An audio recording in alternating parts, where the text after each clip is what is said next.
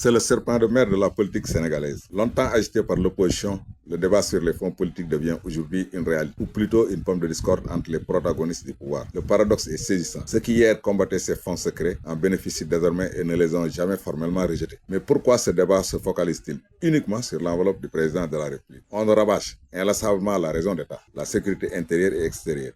C'est entendu, un chef d'État ne peut pas dévoiler toutes ses actions.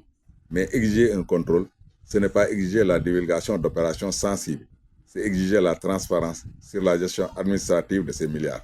Alors, pourquoi le président et pas le Premier ministre ou le président de l'Assemblée nationale? Parce que ce régime est présidentiel, mais aussi parce que la cible est éminemment politique. Ne nous voilons pas la face. Cette polémique est le reflet de la rupture consommée entre Ousmane Sonko et Bassirou Diomaye Faye.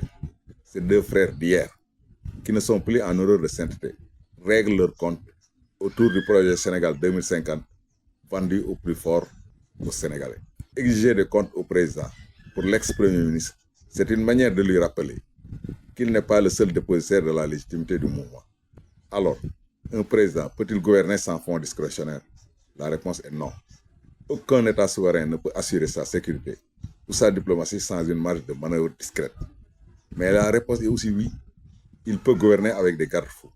La solution n'est pas la suppression de ces fonds, mais l'instauration d'un contrôle parlementaire sérieux et indépendant au niveau de la présidence, du gouvernement et de l'Assemblée, comme cela existe dans toutes les démocraties.